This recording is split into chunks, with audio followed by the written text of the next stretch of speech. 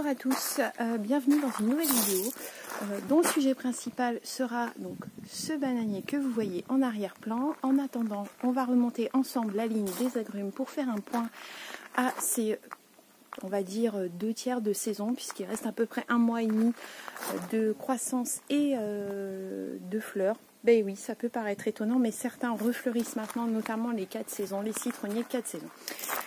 On va s'approcher ensemble donc des citronniers qui sont très en vogue en ce moment. Ce ne sont pas mes préférés, mais bon, on ne peut pas choisir. Donc ici, tous les citrus australiens, donc ce qu'on appelle Microcitrus australica, donc les caviars, les faux streams, donc ils se vendent hyper cher au kilo. Vous n'avez qu'à acheter un arbre, mais si vous achetez un arbre, soyez super vigilant dans les jardineries des grands groupes. On trouve souvent des faux streams. Le secret pour ne pas vous tromper, vous frottez les feuilles, si elles sentent la citronnelle, ce n'est pas un citron caviar. Vous pouvez apercevoir aussi un de vos préférés, je remarque beaucoup ici, le Main de Bouddha. Alors, tout le monde va bien, ils ont bien géré la sécheresse, enfin on a bien géré la sécheresse, on a travaillé tous ensemble, les arbres et moi. Il y en a qui ont perdu quelques feuilles, mais il n'y a pas eu de catastrophe, pas de perte de fruits, etc. Donc c'est l'essentiel. Le tout est de préparer la saison prochaine, c'est-à-dire le fleurissement au printemps, et d'y faire hyper attention maintenant. Je remercie au passage la Belle Bouse, vous savez, ce partenariat qu'on avait fait avec les bouses de vaches déshydratées d'Auvergne. Vous me direz, en vivant dans le Cantal, je n'avais pas forcément besoin de faire ce partenariat, mais aider les petites entreprises, c'est vraiment la clé du succès. Ensuite, ici, les pamplemousses. Alors il y a un petit retard de croissance, je ne sais pas à quoi c'est dû, est-ce que c'est le manque d'eau, je ne sais pas. Toutefois, ceux qui se portent super bien, on va y aller ensemble. Voilà. Donc les limes c'est pour faire les mojitos. Alors ça c'est le top. On va ici, regardez. Voilà encore une belle récolte de limes qui s'annonce. Alors ce citronnier est super facile à bouturer, à cultiver, c'est vraiment un bonheur. Un petit peu attention au froid, s'il n'est pas acclimaté correctement, il peut prendre très très cher. Et ici, celui qui a le plus souffert donc, de la sécheresse, est-ce que vous voyez la défoliation au centre? Malheureusement, il a perdu un petit peu de feuilles, j'ai perdu quelques citrons, mais il se retape plutôt bien.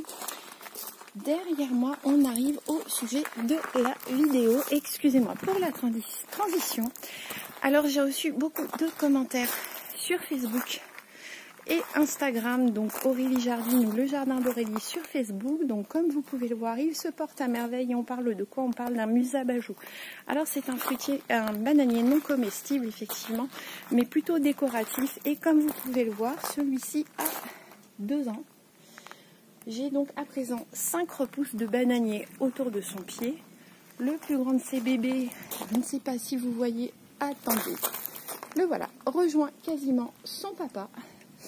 J'espérais avoir une floraison cette année. Ce bananier a été planté il y a 2 ans. Je l'ai reçu, il faisait environ 30 cm d'eau. Ce sera pour l'année prochaine. Un jardin ne se construit pas en un jour et surtout un jardin d'agrément. Il faut compter environ 2-3 ans pour voir les premiers résultats et je suis super patiente pour obtenir ce que j'ai envie au jardin. On voit donc aussi derrière moi donc plusieurs dahlias, donc il faut que je retire les fleurs qui sont fanées. Je m'en occuperai sûrement demain puisque semaine de rentrée oblige, je suis un petit peu occupée.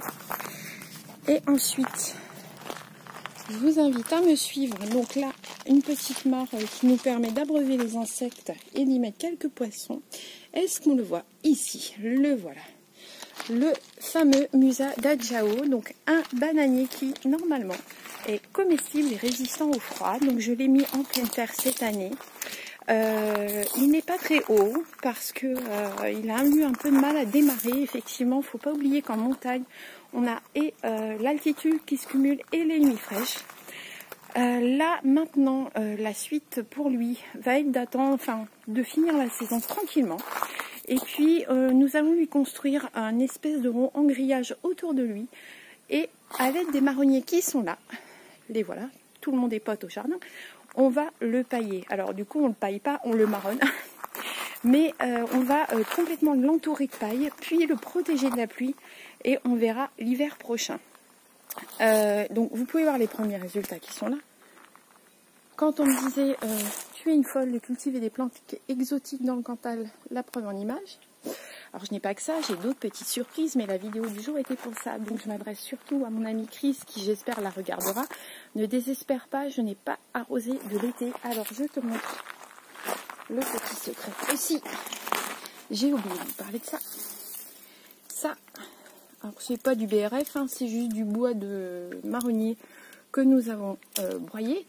Et du coup, on a posé ça là-dessus, il y en a environ 10 cm. Alors, ça fera peut-être bondir les puristes, mais ça a fonctionné pour nous. Donc, tu peux tenter chez toi. En fait, je vous invite à essayer les choses chez vous. Tout ce que vous pouvez trouver comme ressources au jardin. Les feuilles, les morceaux de bois, tout ce qui vous tombe sous la main est bon à utiliser au jardin. Et j'insiste aussi, c'est pas un principe issu de la permaculture, parce que ce terme est parfois pour moi un petit peu... comment dire, je ne sais pas. Mais ma grand-mère, qui est née dans les années 28, pratiquait cette technique. Et ce n'était pas de la permaculture. Pour elle, c'était du bon sens. Ramasser ce qu'elle avait sous la main pour pouvoir le réutiliser au jardin et pouvoir nourrir sa famille, parce qu'on en était là quand même. On en était à nourrir les siens. Donc voilà, je voulais faire cette petite parenthèse. Je vous souhaite une très bonne journée. Je vous rappelle, Aurélie Jardine sur Instagram, le jardin d'Aurélie sur Facebook. N'hésitez pas à poser vos questions dans les commentaires. Et puis, à très bientôt.